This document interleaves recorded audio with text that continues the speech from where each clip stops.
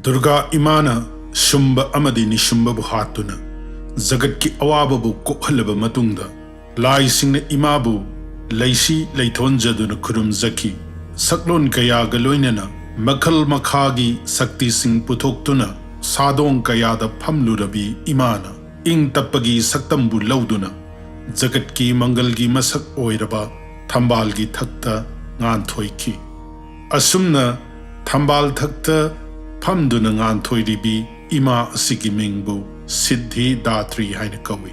Imagi minglen asimagna takli.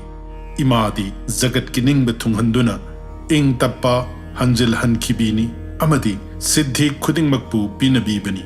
Angangba machugi sari thonbi pambom mari panbi imagi yetki khutna chakra amadi kada pairi. Imagi oithangba khutna shankha amadi Tambalbu pairi. Nabadurgagi manungda mapan subi imani. Puran singda Shiva Mahadevana imagi thauzaldagi Siddhi mapan pangkibagi wari takli. Amadi Shiva Mahadevana imada tinduna Ardhanarishwar oiki. Bhakta Singhi athoiba Siddhi oina Navadha Bhakti gi manungda Mapal Suba Atma Nivedan Bhakti bu pinabiba imani. Asumna Miyoibana Masagi Nungda Lairiba Laknaba Waraba Hingsaba Singbu Manghalaba Matungda Paramatma Gimapamda Tawai Haksang Katok Sabangami Asauba Jagat Asigi Oina Sakti Gi Masak Oibi Durga Imana Laukriba Taudang Sing Apikpa Jagat Ki Masak Oiba Miyoibagi Nungdasu Apaba Wakal Amadi Pattaba Wakal Anigi Marakta Lai Amadi Hingsabagi masak oiduna shokna riba lan sida matam chupada aphabana patababu namthanaba navadha bhakti da changjagani takli.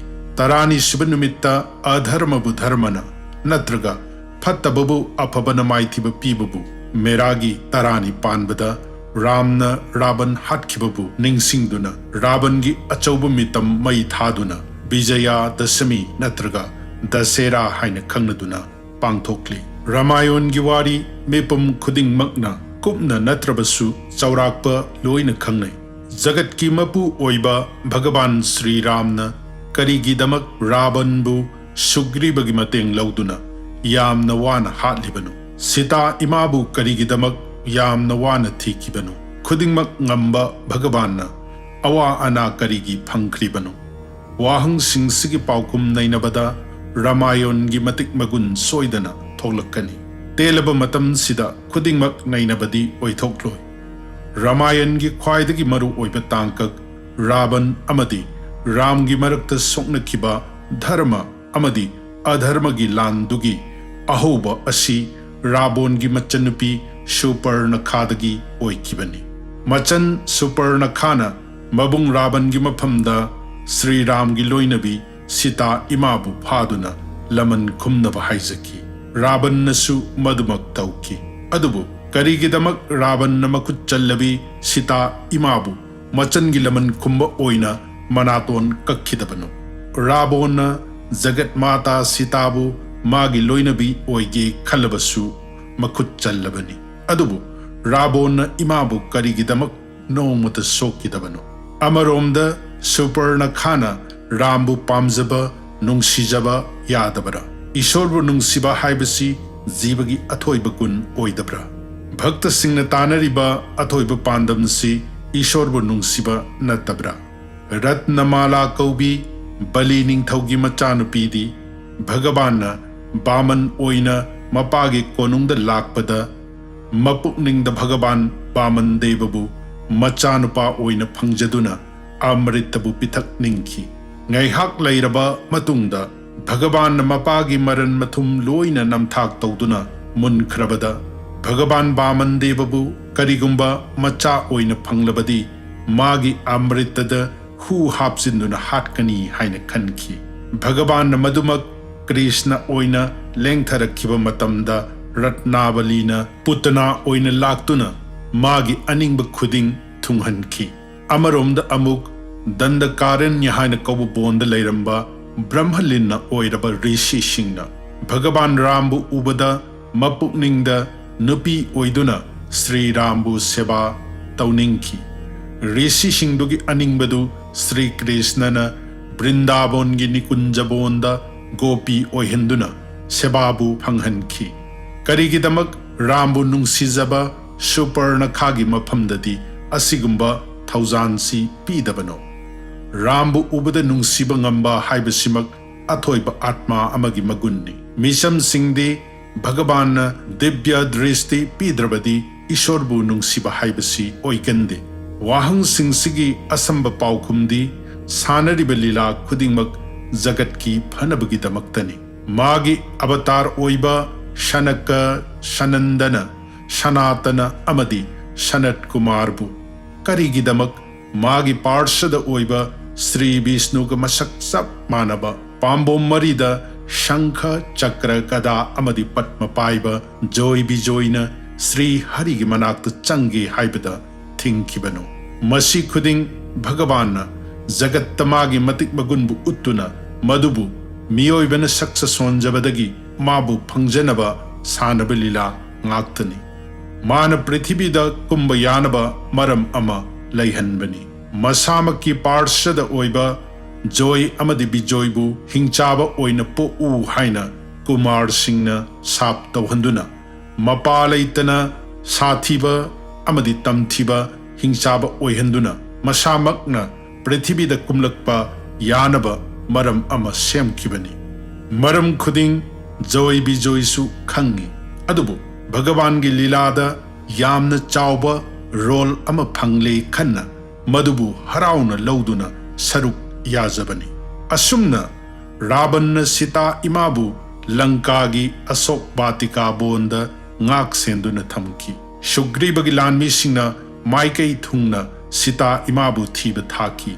Chatkriba Kangbu singdugi manungdagi Hanuman amadi Jambavan yauba Kha Bharat chatkhiba singna Sampati bu thengnaduna Sita Imagi mari makong khangba ngamki.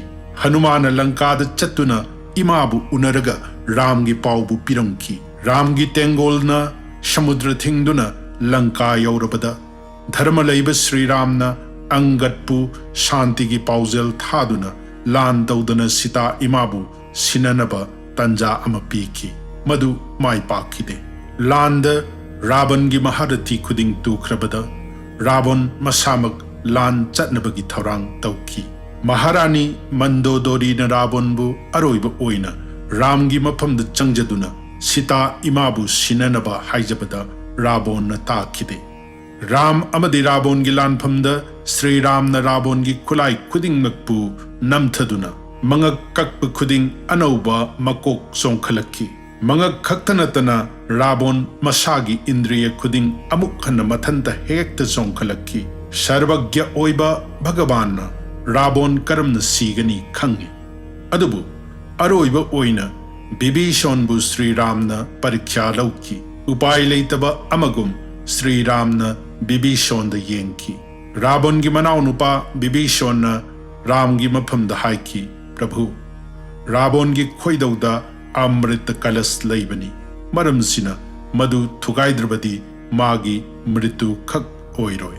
Hauzik matamgi Vigyana Khoirida yauriba stem cell na miyoibagi haksangi part khuding semba yai haibasiga. Ravangi khoidogi Amrita Kalasiga yamna manari. Sri Ramna Brahmastrabu Sandhan tauduna Ravangi khoidauda thaduna Ravanbu hatki. Mi lai khuding harauna ki. Adubu Sri Ramdi Chinta tauduna tuminna laiki. Sri Ramna Ravanbu ikai khumnaduna Ningthi Zana Agni Daha taunaba haiki. Magi athoiba manai Ravanbu Bhagavana karigi nungsiroi. Magi lilada Ravana lauramba thaudangi damak Bhagavana magi athoiba manai asibu mapukningda thagatki.